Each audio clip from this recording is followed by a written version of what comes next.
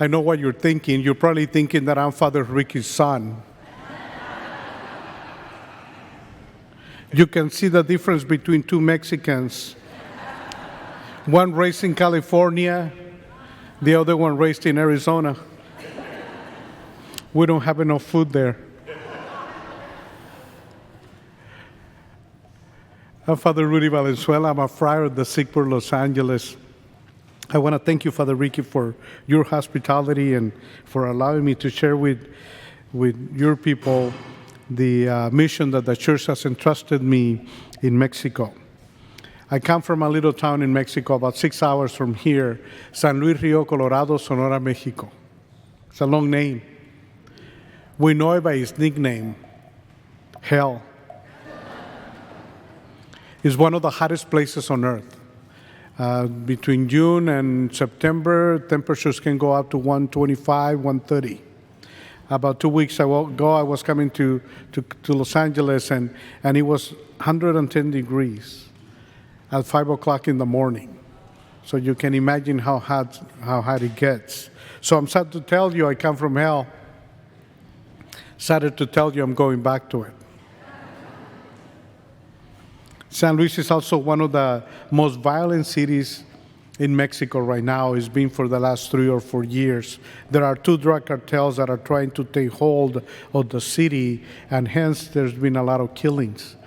About 2 months ago, I went to the cemetery to bury 200 unclaimed bodies.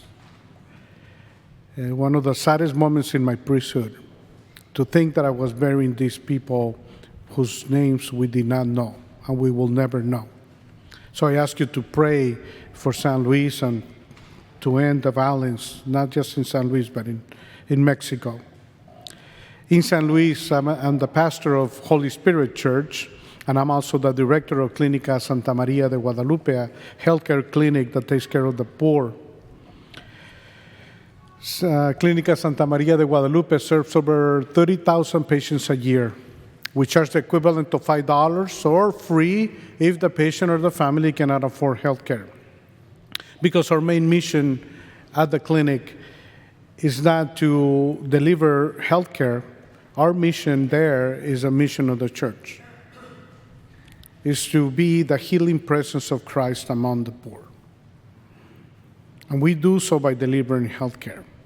We have physicians and nurses. We have a dentist, we have a lab, we have a pharmacy. Last year we were able to buy an x-ray machine thanks to the mission appeal, and this year we hope to buy an ultrasound machine to be able to provide holistic health care to all those who come to us. Our mission is never to deny health care to anyone who crosses our doors. And your generosity towards the missions makes miracles. Just think of this. $20 of your generosity help us take care of one patient for a whole year. $20 of your generosity help us take care of one patient for a whole year.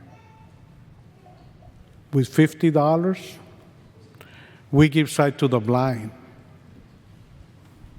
With $100, we raise the dead from their tombs. The work of missionaries throughout the world will not be possible if it wasn't because of you. Behind every missionary, every priest, every religious sister, every lay person who are sent forth by the church to spread the gospel and to heal the sick, you are behind our backs. I will not be able to be in San Luis for 18 years. I used to live in Long Beach 18 years ago, and my superior one day comes to me and tells me, Rudy, the bishop in San Luis, is asking for one of us to go there and start a clinic for the poor. And then he says, and I thought of you. You know how superiors are when they want to move you. I know the feeling. And I thought to myself, well, why don't you go yourself? I ended up in San Luis, and I thought to myself, well, I'll be here for a year, and then I'll go back to Long Beach. It's been 18 years, and I'm still there. the happiest times of my life. So I want to thank you for your generosity. Today you have the opportunity to be missionaries with us, to be behind our backs so we can continue the work that the church has entrusted us. In your pews you will find an envelope like this. It has a number. The number of the clinic is 2098. And you can bring it next week. You can write the check to Holy Family Parish, and you can write Mission Appeal, and eventually Father Ricky will send it to the mission office, and it'll eventually get to us. So in advance, thank you for that. And I want to end my mission appeal here because I really want to dive deeply into the readings today, which are not the easiest of readings to listen to. As a matter of fact, I encountered Monsignor Connolly on the hallway yesterday, and he looks at me and he says, "You're the preacher for this weekend?" And I said, "Yes." And then he comes to me and hugs me and says, "Thank you." Because I didn't know what to speak about when we listen from the gospel. If anyone comes to me without hating his father or mother, wife and children, brothers and sisters, he cannot be my disciple. It is a difficult reading. Next time I'll plan it better not to come on this Sunday. The Gospel of Luke contains, my dear brothers and sisters, one of the most demanding declarations attributed to Jesus in the New Testament. He concludes with this statement: "None of you can be my disciple unless he or she gives up all possessions." It is the most extreme statement on renunciation of wealth in the Gospel of Luke. In a sense, what Jesus is doing in the Gospel is simply being honest with his disciples and with each one of us. He foresees that those who follow him will eventually become caught up in the suffering and death that he now faces. It will not have been nice to his followers to keep them unaware of the possible fate they face if they follow him. So he thus warns them about that possible destiny, initially in that strong message about hating one's father and mother. In today's gospel, what Jesus is doing is inviting us to imbibe his spirit of commitment and sacrifice in order to be his true disciples. What's that Christ mean by the word hating? He teaches us and calls us to practice sacrificial love, Christian love, the only true love. We must set this kind of language in the time and culture of Jesus. It's not a matter of literally coming to hate anyone. Semitic languages in the time of Jesus do not have a word for prefer. When a person prefers one thing or one person over the other, he or she is said to love that thing or that person and hate the other. It's like when someone falls in love. He prefers to love this one beautiful girl and decides to not prefer the other ones. And that's what Jesus is talking about. It is an expression of rejecting something, possibly something good, for something that is considered more desirable. And what Jesus is saying then is that family ties have to take second place as far as following him is concerned. Those who adopt his mission, his commitment, and his way of life will eventually cause some pain and some sacrifice to their loved ones, who perhaps had other plans for them. And that reminds me of the time when I initially told my mom, after a youth retreat, that I was going to the seminary. It was not an easy moment. She cried, she begged, she stopped talking to me for a whole month. I was torn inside. I didn't know what to do. So in spite of that pain and that suffering and those difficulties in that month, I had to opt for hating my mother, for not preferring her over Jesus. And look at me, 40 years later. Don't worry, my mom is doing well. She's much better. She's happy to have a son who's a priest. Despite all these semantic explications, Jesus' words continue to be very strong, and they get to the heart. And I think the first thing we must think about it is, why is he so strong about these words? And I think that the first thing is that he's talking about himself. He's committed. He's determined. He's going to have to walk up Calvary and be crucified and die for us all alone. And for that, he has to hate the suffering that he's causing to his mother and to those who surround him in order to give his life for us. He came to save the world, and he came to save us through pain and sorrow, rejection, and everything else that his disciples will be afraid of. Because as disciples, we are always looking for the good stuff. We see Jesus as a dispenser of the good things. But Jesus is looking for something else in us and in his disciples.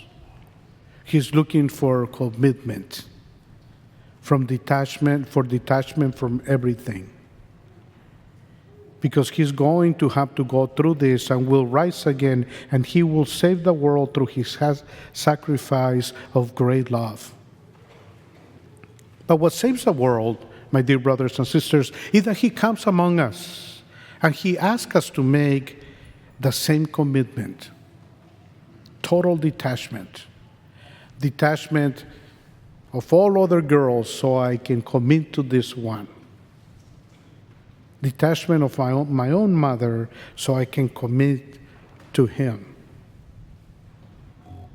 He's saying to us, I have come to save the world, and I have come to save it through sacrificial love.